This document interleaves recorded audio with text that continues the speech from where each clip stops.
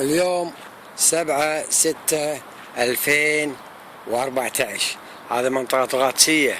هذه الأرض اللي تشوفونها هذا مستوصف الغاتسية. هذه الأرض كانت لوزارة التربية ولا زالت، لكن هدوها الروضة وتمت حضانة جزء منها والباقي سووه أرض.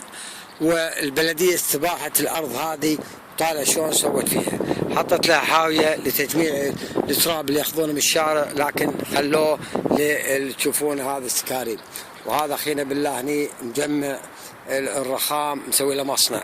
وهذا هني شوفوا مع الاسف خلوا الارض ملوثه. منطقه الغاتسيه تشكي حالها لابعد الحدود، وكل المناطق هالشكل. لكن شوفوا الوساخه، ملوثوا غسيل سياراتهم بالمواد السامه، مواد اللي شو اقول لك، مواد اللي مع الاسف طالع هني.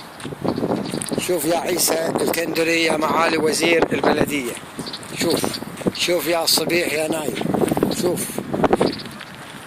هذا اللي يسوونه البنقال، تجميع الابواب الخشب هني. شوف يدفنون الاخشاب هني، هذا الدرامات يجمعونه هني، هذا الفحم بالليل يسهرون عليه. طالع الفحم يا الصبيح، هذا باكر يحرقون لك المنطقة كلها. طالع شوف البنقال شو يسوون يا الصبيح. ما يجوز منطقة الغاتسية منطقة سكنية بهالطريقة. طالع هذه الحضانة، طالع الوساخة اللي تقول عنهم ينظفون، لا قاعد يوسخون. إذا هذا ما تقتنع منه يا عمي امشي، في أحسن منك مليون واحد. شوف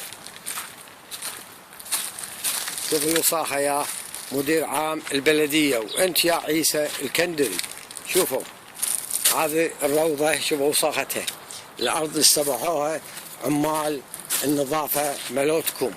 شوفوها، هذا ما بيكمل هناك، بعد هناك أطقع وأطقع. لكن شوف هني